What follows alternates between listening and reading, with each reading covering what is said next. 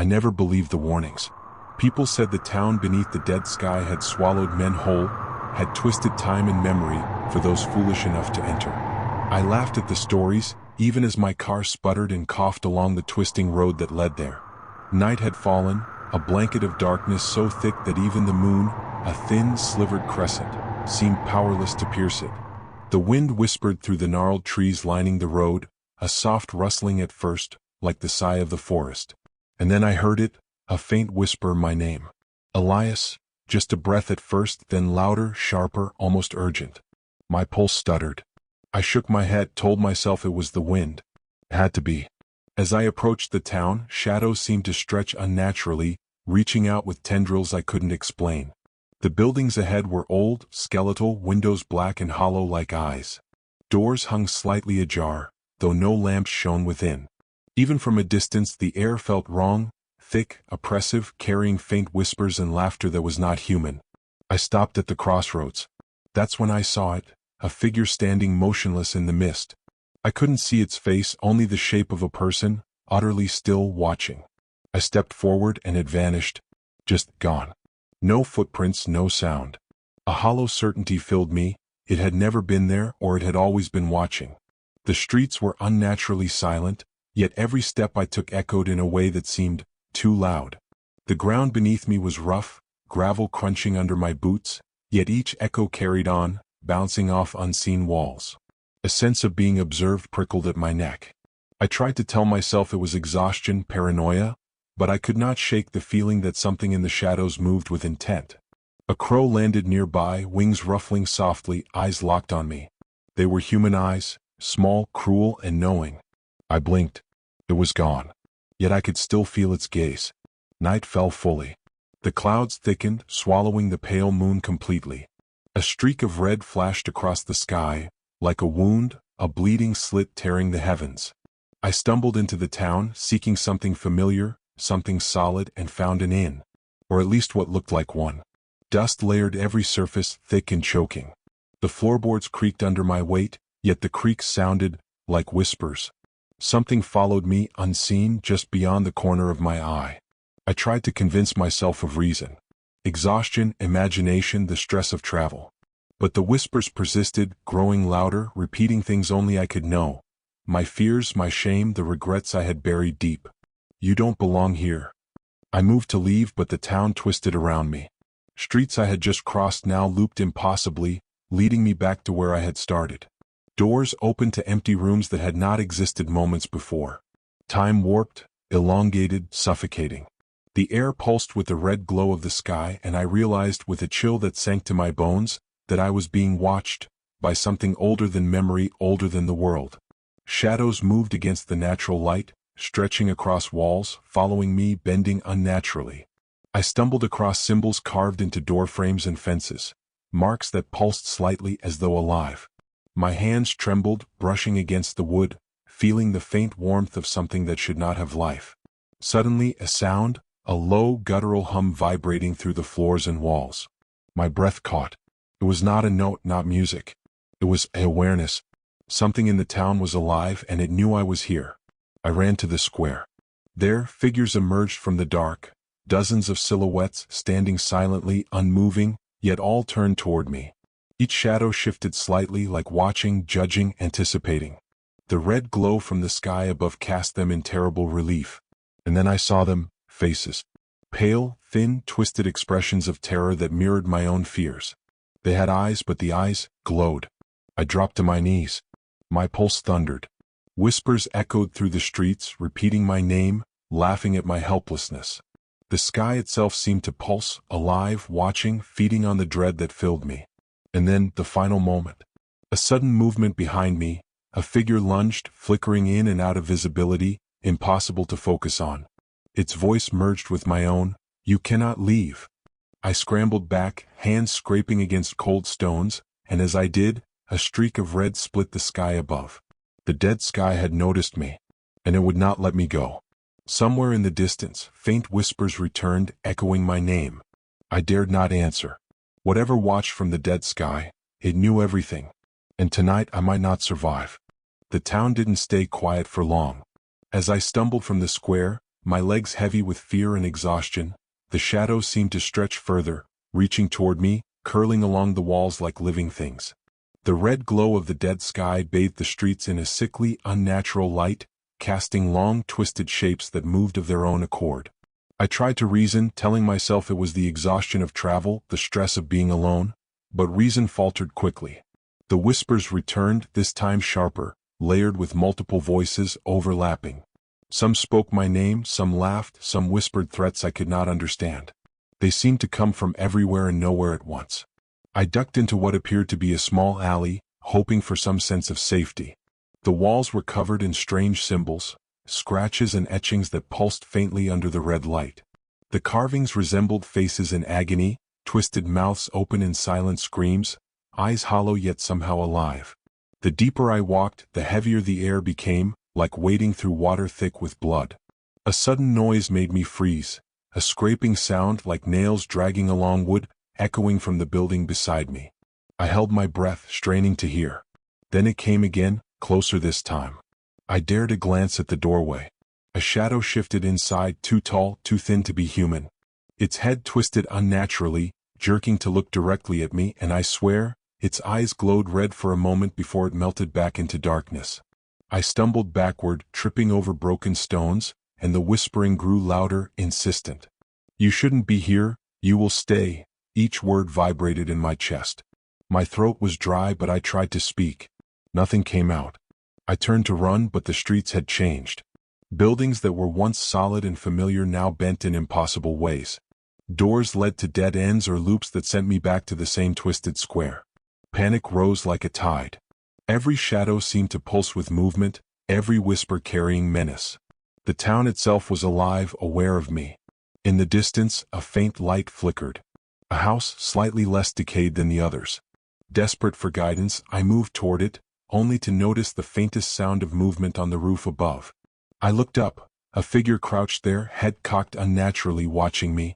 The moment our eyes met, it dropped silently, vanishing into the darkness, leaving only a faint echo of laughter. I entered the house cautiously. Inside, dust covered everything, but there were signs of recent occupation. A single chair overturned, a plate with rotted food, a dark stain that resembled blood trailing across the floorboards. The air smelled of iron and rot, and I could hear faint scratching behind the walls, almost like claws scraping from within. Then I saw it, on the far wall, a mirror cracked and smeared with something dark. My reflection stared back at me, and for a heartbeat, it moved independently. It didn't mimic my breathing, didn't blink with me. It grinned, slowly, impossibly, a grin that wasn't mine. My blood ran cold. I stepped back. The reflection didn't vanish.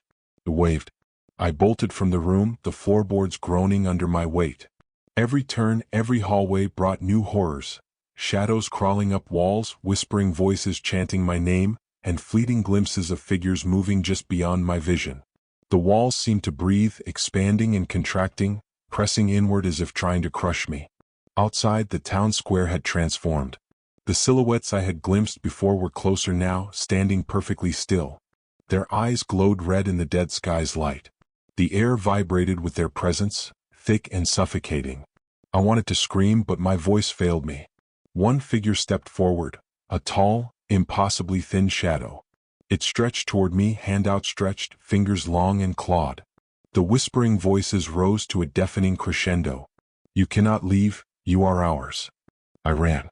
My legs burned, heart hammering in my chest. Every alley led to another impossible loop. I could hear the shadows behind me, following, whispering, laughing. The dead sky pulsed red above, alive and aware, feeding on my terror. And then I realized something. The town didn't want me gone. It wanted me to stay forever. I had run for what felt like hours, though the town seemed to stretch endlessly, twisting in ways no map could make sense of.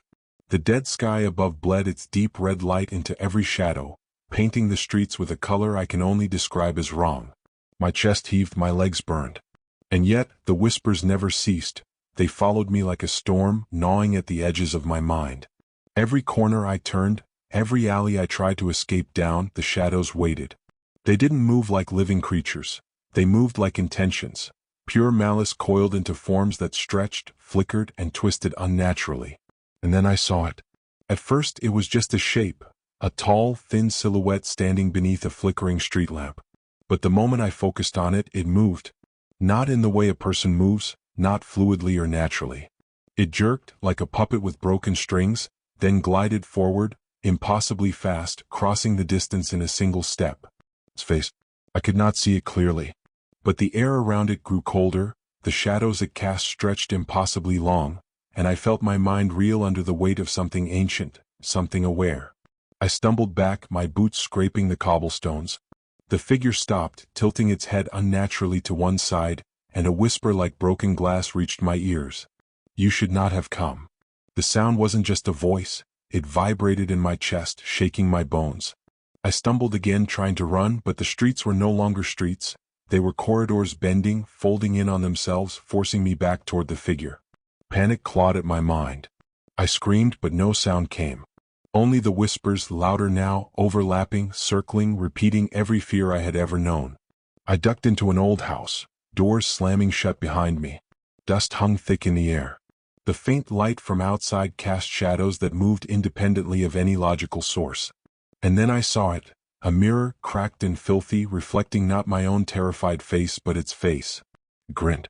A long, stretching grin that could not belong to any living being. Its eyes were empty hollows that somehow saw everything. My reflection moved slightly behind it, like a puppet of terror, mimicking my panic but with delay, with intention. I stumbled backward, falling to the floor, gasping, praying this was some trick of exhaustion. But it wasn't. A sudden noise made my blood run cold, a scraping, a low, deliberate thud coming from the walls themselves. Then a door slammed upstairs. I wasn't alone. Whatever this entity was, it had found me. I climbed to the second floor, heart hammering, and the hallway stretched farther than it should have. Rooms appeared and disappeared as I passed, walls bending slightly inward. A shadow flickered at the far end of the hall. I froze. And then it moved toward me, not walking, not running, just sliding with impossible silence. Its head tilted back, its mouth opening impossibly wide in a silent scream, and I realized the shape was not fully human. Not alive. Not dead. It was waiting. I turned and ran, but the hallways were changing. Every turn seemed predetermined, forcing me toward a single room at the end of the corridor. I burst through the door and froze. The room was empty. Except for the faintest red stain creeping along the floorboards, forming symbols that seemed to writhe like living things. My heart skipped, throat dry. And then I felt it behind me. Not a shadow. Not a sound. A presence, cold, intelligent, malevolent. I could feel its gaze pressing against the back of my skull. I spun around. Nothing. And yet, it breathed, slow, deliberate, and the air shimmered with its intent. A sudden motion to my left. Something darted across the room just out of the corner of my eye. I turned quickly. There it was. Its face, elongated, hollow-eyed, mouth moving in a silent chant, glimpsed only for a heartbeat before it melted into the shadows again. I backed into the wall, trying to calm my racing thoughts. But the whispers returned, louder than ever. They repeated my memories, my fears, my shame, my failures. Every word was tailored to terrify me, to break me down. I realized with sinking horror that this was not just a town. It was a mind. And it was mine. I had no choice but to run again. I fled the house, spilling back into the square. The silhouettes were closer now, dozens of forms, all watching, unmoving. Their red eyes glowed brighter against the dead sky. And then one stepped forward, the figure from the hallway. It extended its hand toward me, impossibly long, clawed fingers writhing in the air. The whispers rose to a deafening roar. "You cannot escape, you belong to us." I ran blindly through the alleys, every turn leading me back to the same place until finally, exhaustion overcame me. I collapsed behind a stack of crates, trying to catch my breath. The air pulsed red above, alive, feeding on my terror. I dared not move. I dared not breathe too loudly. The town had claimed me, and the entity, whatever it was, watched from every corner, every shadow, every flicker of movement. As I realized something unbearable. This was no longer about survival. It was about awareness. It knew me. It knew my fear.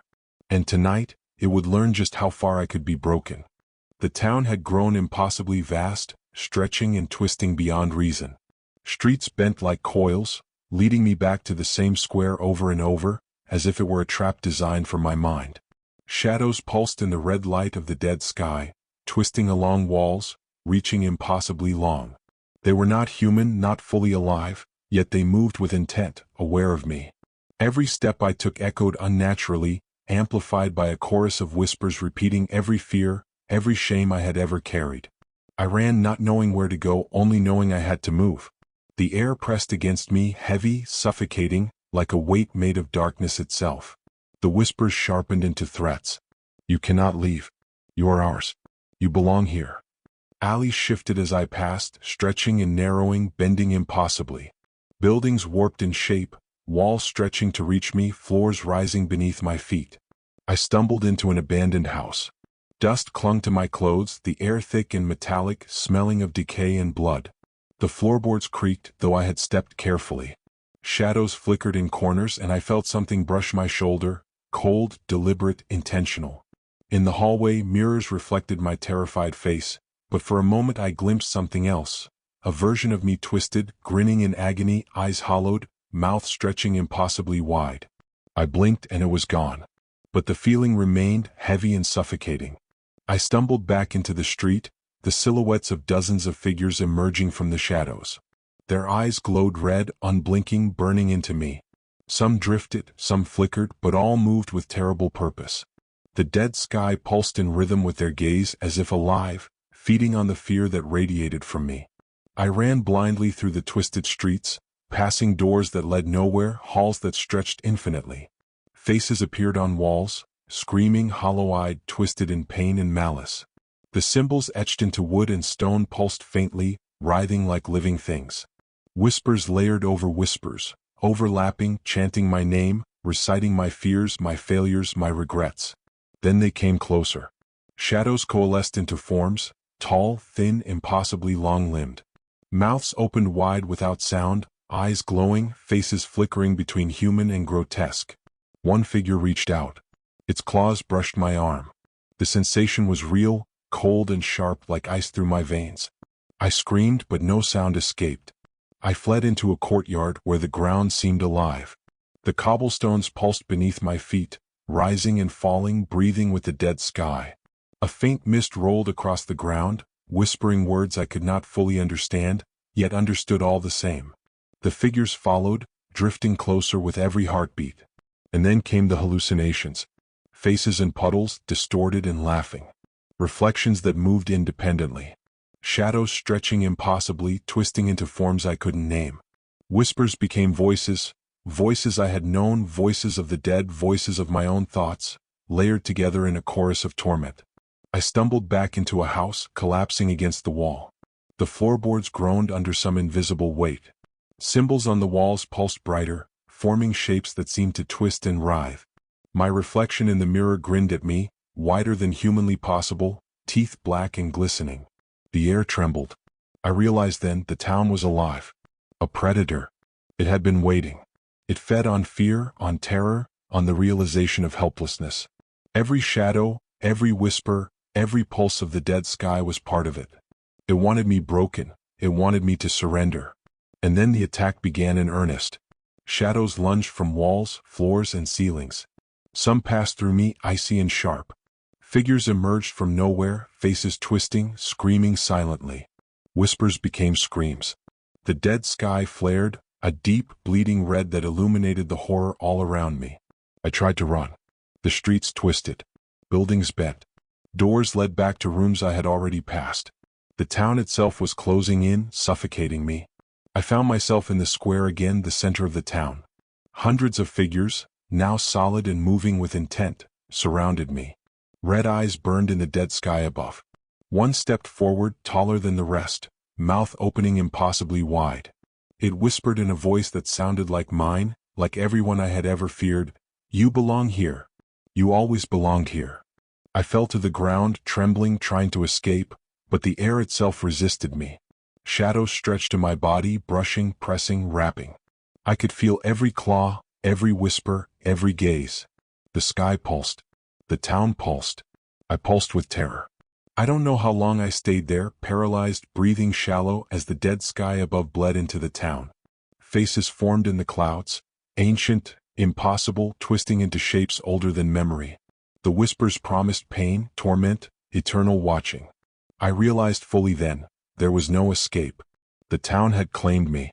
The dead sky had claimed me. I was theirs. And yet, I could not stop moving. Even broken, even terrified, I ran.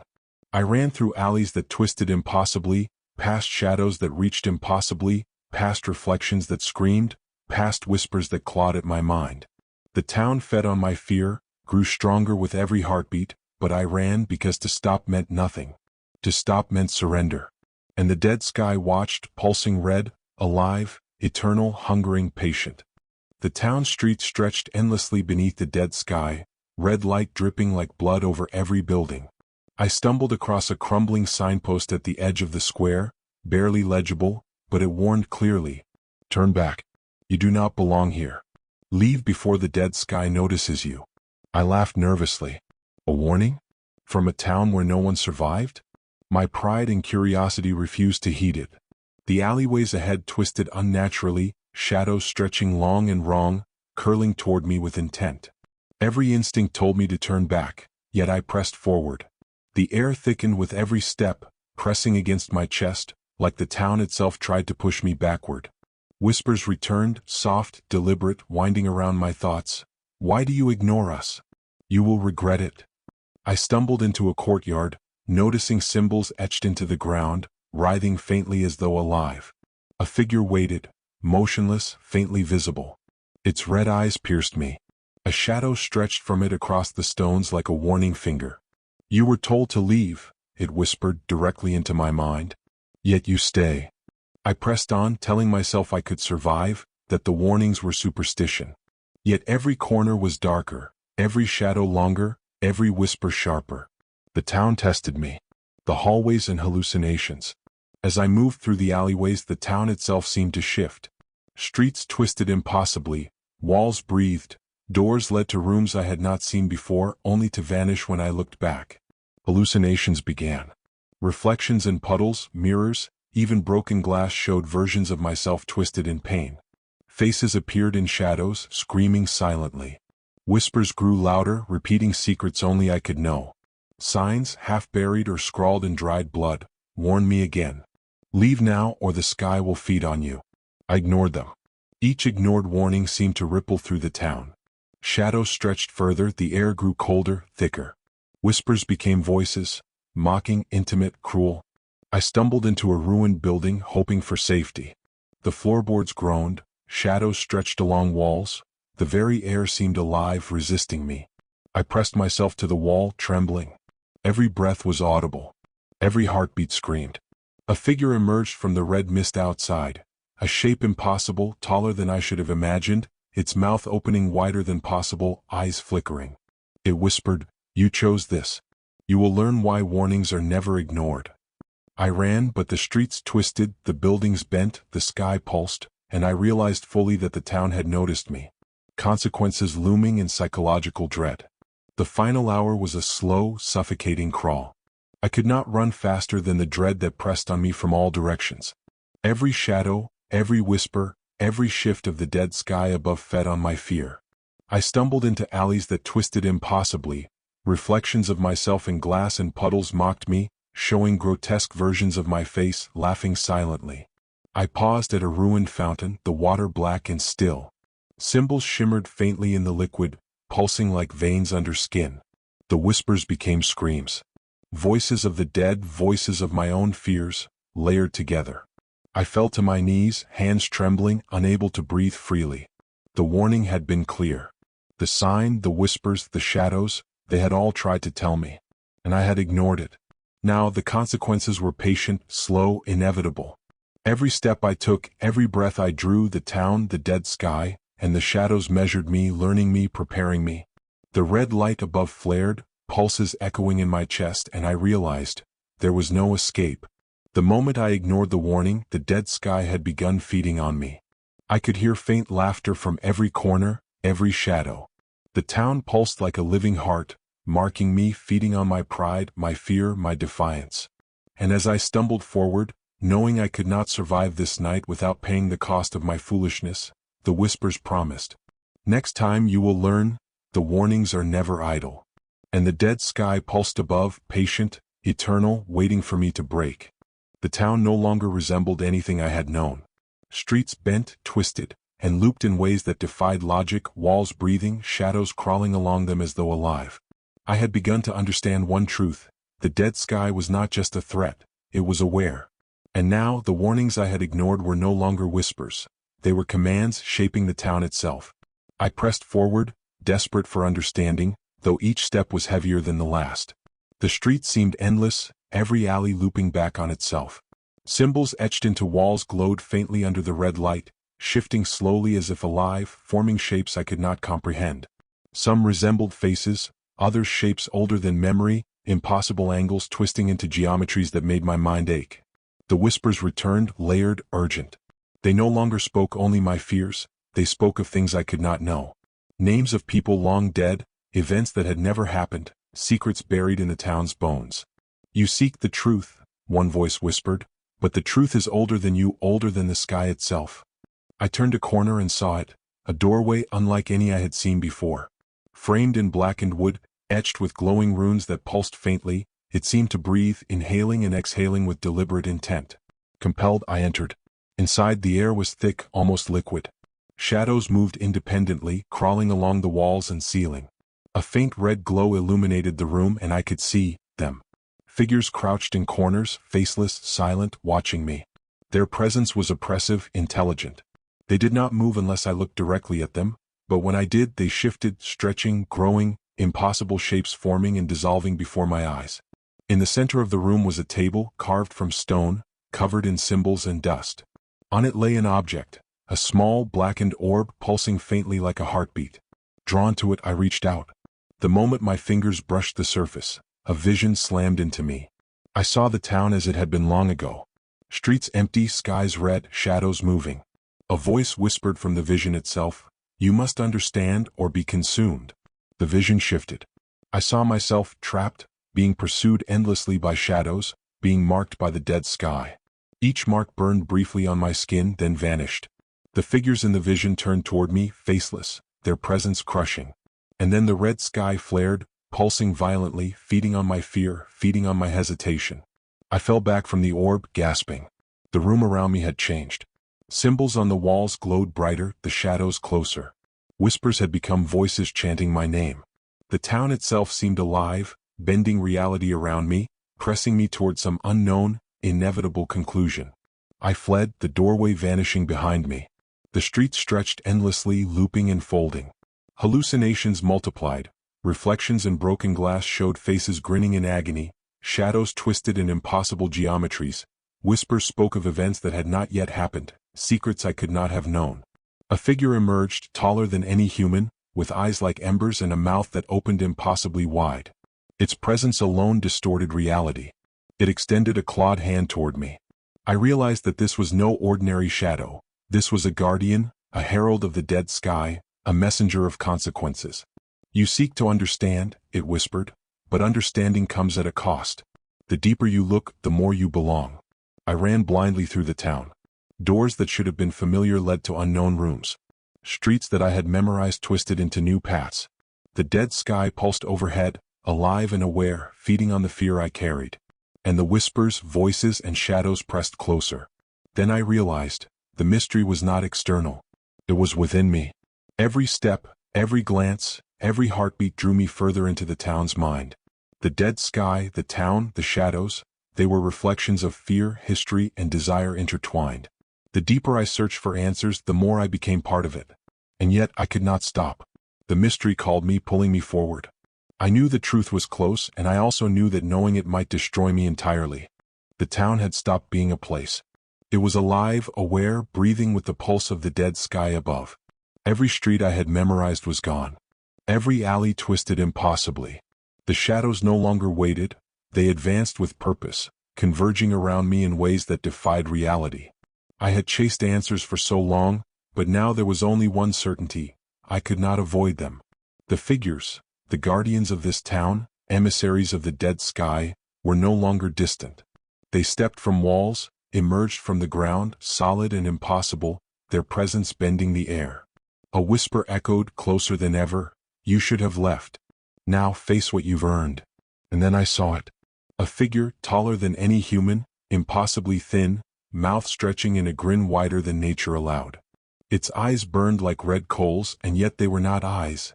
They were voids, holes into a darkness that seemed to contain 1,000 screaming faces. The shadows behind it writhed and twisted, forming hundreds of smaller shapes, each one reaching toward me. I ran, but the town moved with me. Streets bent, walls shifted, ceilings lowered. Doors that had been safe now led to rooms with floors made of writhing shadows. Reflections in broken glass showed me trapped, screaming, dissolving into black mist that the shadows reached for. One figure stepped closer, its long fingers clawing at the air, tracing lines that shimmered in the red light. Every line it traced marked a path of terror, a map of my fear. I could feel its intent pressing into my mind. I stumbled, falling, my breath shallow. You seek understanding, yet you bring only defiance, it whispered, voice like broken glass sliding across my bones. Do you know what awaits those who confront us? I didn't answer. I could not. My voice was gone, swallowed by the thick, pulsing air. The figures multiplied, surrounding me, stretching into impossible heights, merging with shadows and the red sky above. I realized then, this confrontation was not just physical, it was mental. The town, the dead sky, the shadows, they were all aware of my thoughts, my fears, my guilt, my pride. I had no choice. I rose, trembling, heart pounding, and faced them. The tallest figure leaned forward. I could feel its breath, icy and heavy, on my skin. Its mouth opened wider, and the world seemed to twist around it. You cannot flee. You cannot hide. You cannot resist, it said, the voice vibrating through my chest. And yet, we watch, we test, we claim. The shadows lunged. Not fast, but inevitable. They flowed like liquid, crawling along the ground, walls and ceiling, reaching for me, wrapping around my legs, my arms, my body. I stumbled, fighting, but their touch burned with cold fire, biting at my very will. And then, a revelation. The confrontation was not meant to kill me. It was meant to break me, to test the limits of my fear and my resolve. The dead sky pulsed brighter, shadows shrieking in silent, impossible tones. I felt every heartbeat echo in the air around me, every breath a scream in the mind of the town. I staggered back, forced to my knees, face burning, mind reeling.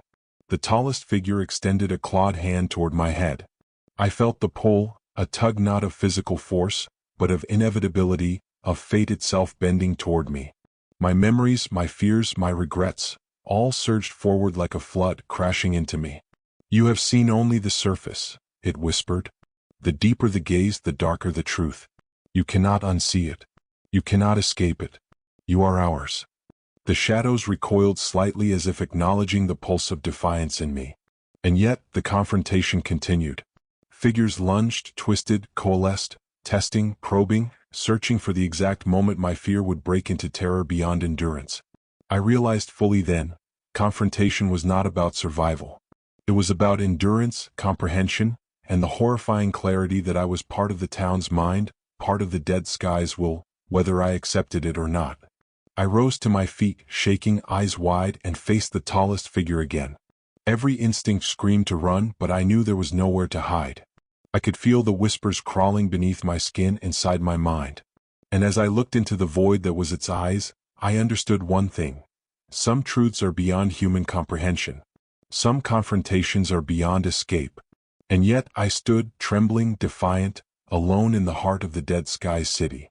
The unknown loomed before me, eternal and infinite. The shadows waited, patient. And the town pulsed around me, alive with anticipation. The red light of the dead sky had grown unbearable, dripping like molten fire over the twisted streets. Shadows had thickened, crawling along walls, coalescing into impossible shapes. The whispers were no longer distant. They were inside me, under my skin, filling my mind with every fear I had ever known, multiplying it 1,000-fold. I ran. Or at least I thought I did. Streets twisted into infinite loops, doors led to nowhere, alleys disappeared and reformed. The town had become a living labyrinth, alive with intent. Every step I took, the ground pulsed beneath me as if the dead sky itself measured my heartbeat. Ahead, a deep chasm opened in the earth, blacker than any shadow, exhaling a cold, choking wind. I knew instinctively that this was the abyss I had been warned about, the culmination of the warnings I had ignored. The whispers converged there, chanting my name, urging me forward and mocking me simultaneously. I descended. Each step was heavier than the last, the shadows stretching from the walls, curling around my legs, whispering secrets and promises of torment. Figures emerged from the blackness, tall, impossibly thin, mouths stretching, eyes burning like coals. They lunged at me yet never fully touched me, their presence a constant, suffocating pressure. The deeper I went, the more the town itself became aware of me. Walls shifted, ceilings stretched, streets folded into impossible angles. The dead sky pulsed above, feeding on every heartbeat, every gasping breath. My mind threatened to break under the weight of its attention. In the heart of the abyss, a figure loomed, taller than any I had seen, the embodiment of the dead sky's will. Its eyes were voids, infinite and deep, pulling at my very soul. Around it, shadows swirled, smaller figures orbiting like satellites, whispering secrets, threats, and lies I could not unhear. "You have descended," it said, its voice vibrating in my chest. "You sought truth, yet truth is a knife. You cannot escape its edge." The abyss itself seemed to twist and pulse with intent. Reflections appeared in the air itself, showing me in countless broken versions. Faces screaming silently, limbs bending, bodies contorting. My own reflection grinned back at me, mocking me, warning me, daring me to continue. I stumbled, falling into the deepest part of the chasm. Shadows followed, coiling around me, pulling me downward. The figure reached out. Its hand was impossibly long, fingers stretching into my mind, tracing memories, fears, and regrets. I felt every heartbeat of the town, every pulse of the dead sky, all focused on me. And then, clarity. I realized the confrontation was not about death, it was about recognition. The dead sky, the shadows, the town, they were mirrors, reflections of my own fear, my own defiance, my own curiosity. The abyss tested me, measured me, demanded submission and understanding. I screamed, and the sound merged with the whispers, echoing infinitely. Shadows surged, figures coalesced, and the dead sky pulsed violently, bathing me in red light that burned, seared, and illuminated every terror I had ignored. For a moment I stood alone in the abyss. The figures paused. The shadows waited. The dead sky throbbed like a heart.